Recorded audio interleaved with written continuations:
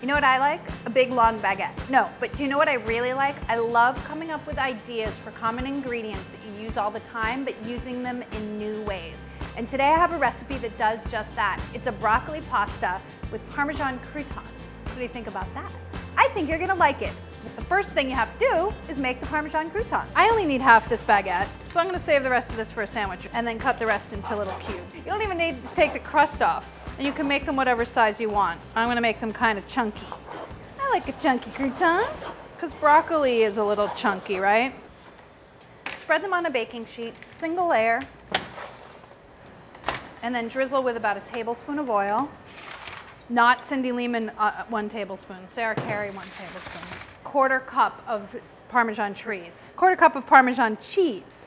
Parmesan trees, it's like broccoli trees, but made out of Parmesan. I find that if you use one of these rasp graters, it's super light and super fluffy, so it goes really far. Like out of an ounce of cheese, maybe you get a half a cup of grated cheese. Whereas with a box grater, you might only get a quarter cup. Toss it, season it, bake it, 400 degrees, until they're nice and brown and golden and crispy. So these babies have to cook for, I don't know, 8 to 10 minutes. They need to be nice and golden brown. Meanwhile, cook your pasta. My water is already salted. We usually use 12 ounces of pasta instead of a pound for 4 servings, because a pound is way too much. Add your pasta. Don't splatter your cameraman. I know everybody's got one. Stir them around once or twice so that they don't stick together, and then let them cook 2 minutes less than the package says. So these say 13 minutes, cook them for about 11. Meanwhile, you can get your broccoli ready. All about timing. Bunk. Is that bad for your knife? I think it probably is. You should only use your knife to cut food. Teaching you bad habits. I need 3 cloves of garlic. I actually need 2, but I'm going to use 3 because these are kind of small. And they need to be thinly sliced. I like to slice them thinly lengthwise because I like the way that it looks, but you can do it crosswise if you want. You know that scene in Goodfellas? They're in prison, I think, and they're slicing. How did they get a razor blade in prison? That's what I want to know. At long last, the garlic is done. Now I can start on the broccoli. These little ends are kind of dried out. You don't want to use those, but you can use the rest of the stems. This is how I like to cut broccoli. I just cut it right off the top. I cut the tops right off the stems. Cut the broccoli into whatever size florets I want. Broccoli is one of those vegetables I feel like that you get into a rut with the way that you make it. My goal is to change all that. Then peel the stems, especially if the peels are kind of tough. I just insert my paring knife and then pull the skin off. Sometimes it works really well and it just pulls the whole thing right off. You can use a vegetable peeler for this too, but I don't.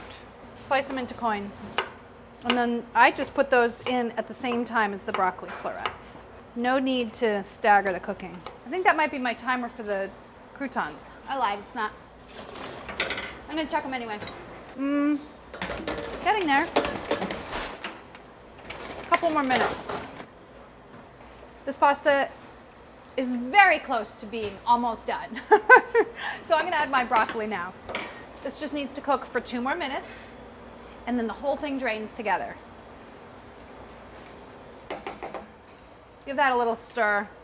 And then just because I don't want to forget, I'm gonna reserve my pasta water now, and then I know I'll have it. You know how I always forget that? I really do. Half a cup is plenty. No. The croutons are probably done now, though. Yeah. They look good to me. Okay, now it's time to drain. Be careful. Now the garlic just gets cooked in a few tablespoons of olive oil. Well, 3 tablespoons of olive oil. How's that sound? You could do less, I suppose, if you wanted to. I'm using the same pot that I cooked the pasta in. Now the garlic goes in. Just want to cook it till it's fragrant. Pot's already hot, which is good. You don't have to wait for it to heat up.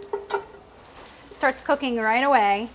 So be careful because you don't want it to get brown. You don't want the garlic browning, but you do want it softened and fragrant. Because it's starting to brown and it's fragrant, I'm going to add the pasta and the broccoli back in here, and it's going to soften the garlic even more. Just finish the cooking with a little bit of the cooking liquid.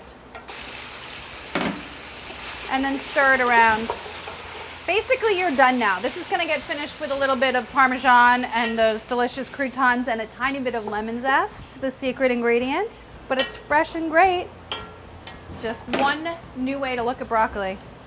Let's go plate it. What's left to do? Pretty much nothing. A little bit of lemon zest, some fresh parm on top, toss it with the breadcrumbs, delicious. Croutons, not breadcrumbs, croutons. You ever notice when you grate Parmesan into a hot pot with pasta and then it sticks to the side of the pot and it's really hard to clean? I'm doing that right now. I'm gonna give myself a serving of this. Inappropriate serving utensil, not a serving spoon, but who's counting? Check back with me in about a half an hour when this bowl is full. Some of these little bread crouton cubes, maybe a tiny more lemon zest, a little bit more cheese, et voila. I don't want you to get bored of eating broccoli because it's really good for you. And kids have a tendency to like broccoli.